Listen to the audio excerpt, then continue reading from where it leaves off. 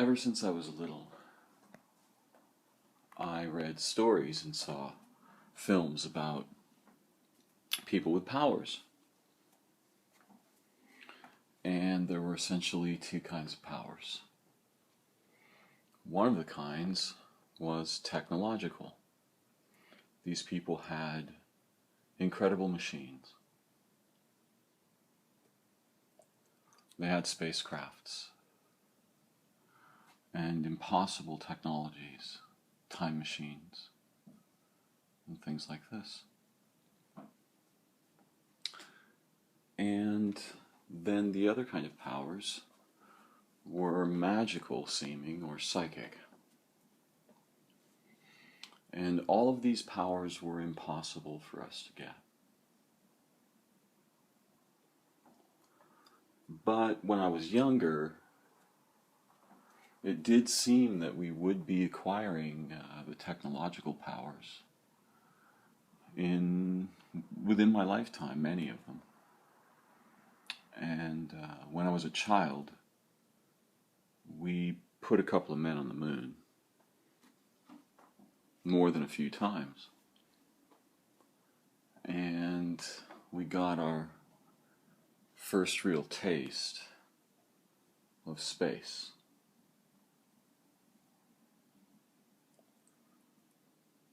And the thing that's ironic about all of this is that most of what we were sold, we were delivered the explicit opposites of, at ever increasing and ever uglier prices. Meanwhile, rather than powers, we got something else. We got kind of invaded, really, by paradigms and ideas, frameworks, responsibilities, competition for statuses in representational environments, or even environments that exist only within machines.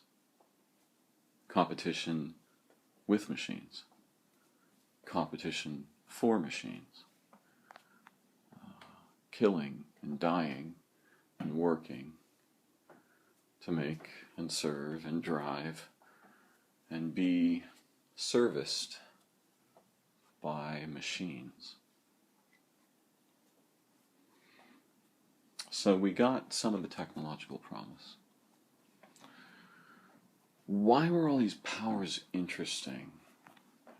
When I was little, I noticed already that what the humans were doing were taking really tiny, very narrowly imagined pieces of nature and then reproducing a kind of focused mechanical prosthesis that did something vaguely similar but was pretty much pure function. And a lot of these things, in fact almost all of them, were both poisonous and deadly. Of course, when I was younger, I didn't realize any of that. I was so fascinated with technology, I had no idea that the jet aircraft that I worshipped were used to wipe out children and living places in other nations all day, every day, and were filling the skies with terrible poisons and were devastating to build or operate at all. I didn't know what had to die to keep any aircraft, any machine in the sky or even in operation. I didn't understand. And I certainly had really no idea what an atomic weapon was.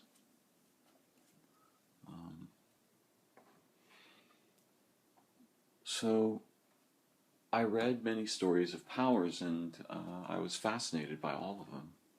I'm very compelled and intrigued. And a lot of the stories I read were by science fiction authors. So that was a good place for me to learn, because here we had men and women who were capable of seeing not with eyes from 10 years ago or 15 years ago or 50 years ago, which are in fact the eyes we tend to see with, but rather with eyes from 10 or 50 or 100 or 1,000 years from now. They could extrapolate a kind of prophetic vision from seeing how we related and misrelated with nature, each other, powers, technology, even magic. And so in almost all of the stories, there was a kind of simple paradigm reproduced. Somebody, somewhere, had turned everything deadly and fake, and a few remaining hopeful people had banded together to transform or protect what was left. Of course, this has always been precisely the predicament of our species, with ourselves, with our technologies, and with nature. But the thing that's really fascinating is this. The idea of powers is less than a tree.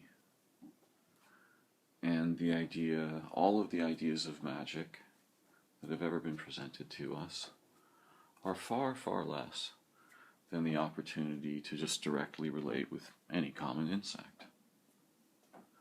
The reason that we have all of these stories is not because we live separated in a world unconnected to the universe and all the other worlds.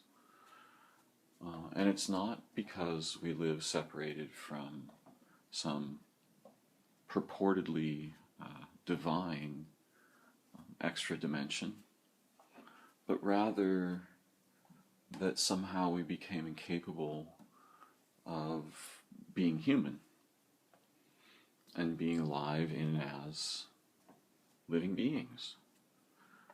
And the way we became this way was complicated, but it comes down to a kind of simple fact.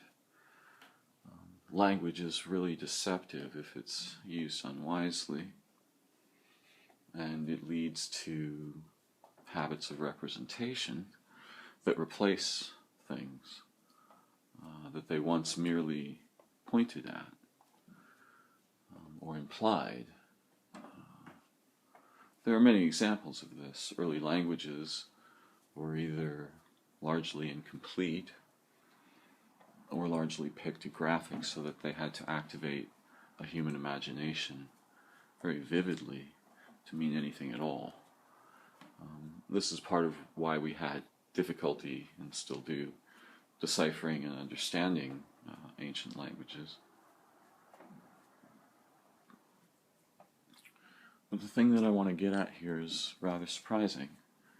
It is that more than the powers of technology, more than they can ever promise, and more than all of the ideas we've ever heard of magic, are our own nature, and they're absolutely ordinary, in the sense that there's nothing supernatural about them, nor is there anything particularly advanced in the way we commonly think.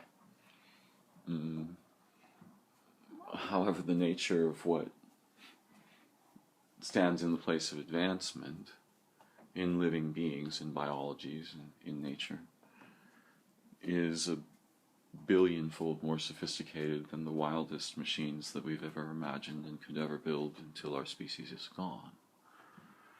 So the problem isn't that we haven't built the good machines yet, and the problem isn't that we've forgotten how to be magical spirit things.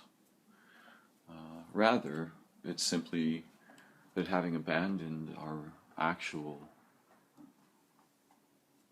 nature as human beings and our relationships with the living biologies of Earth as and in them,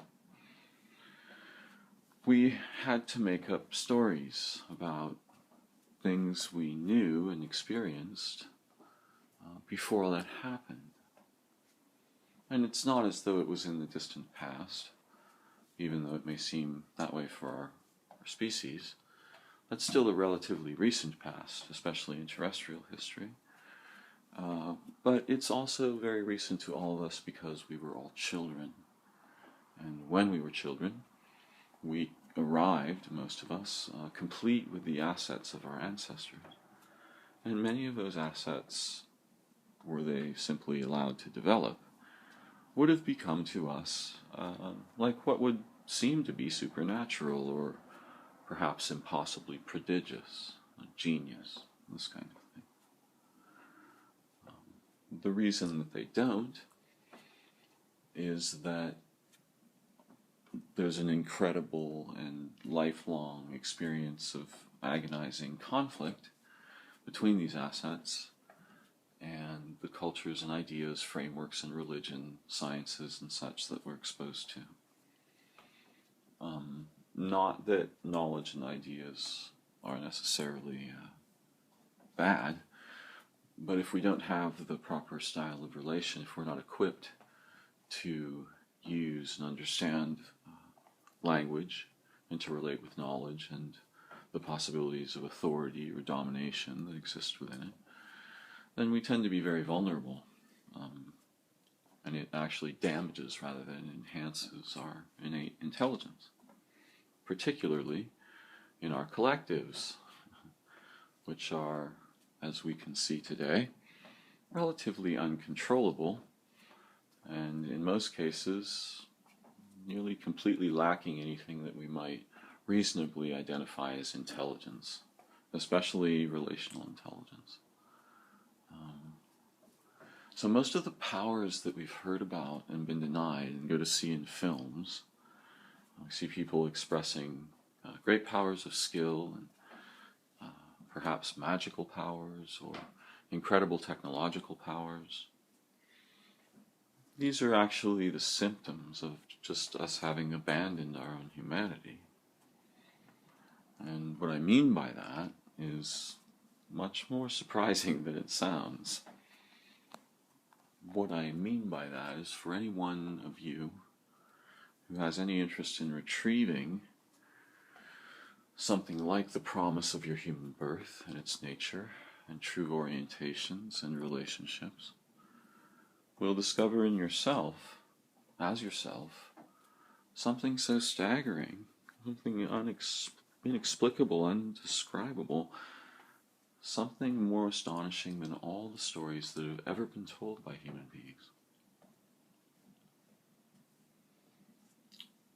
And what will be even more interesting is that anyone who can begin to see this way, which really is, in a sense, to become, in a certain way, like a child again while one is yet an adult, but not in the way we might imagine.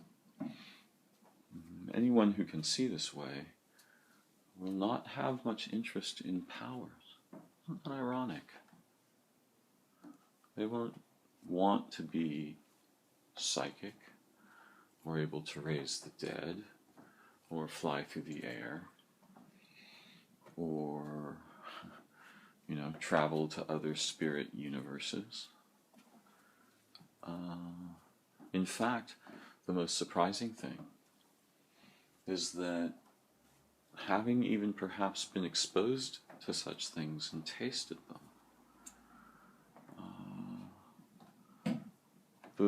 the actual human person will prefer, for very astonishing reasons, to be, in a way, extraordinarily ordinary, which certainly doesn't mean normal. It means nothing obviously special there. Huh? Just like one's grandmother, one's kindly grandmother, or a friend we met in the park one day when we were 5. Human, true, alive and here, not thinking of fascinating other realities and amazing machines to manipulate, but rather being here with and for each other. And there's a reason why this is more exciting than powers. It turns into a kind of travel. And I cannot say too much about this here, for I intend to be brief. So I'll say simply this. If you experience this travel, if you are able to, even one time, and of course, at night when we are dreaming, we are close. But if you were to experience this travel with another while awake, you'd not care so much about powers or stories of heaven or hell or technologies or other worlds, conspiracies and aliens and such, because you'd have an experience so astonishing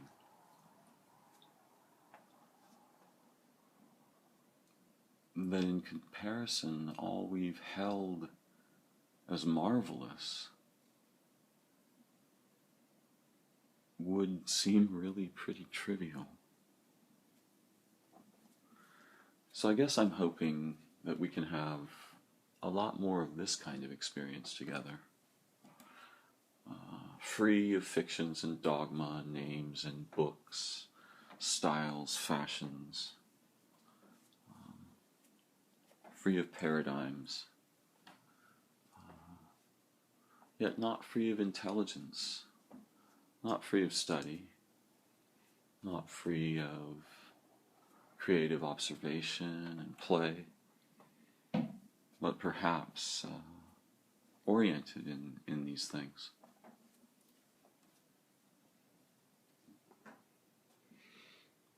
It's very late at night where I am, and the sky, while dark, is also foggy. I can see some trees lit against the tree line, horizon. It's very quiet, but for the occasional detonation of fireworks.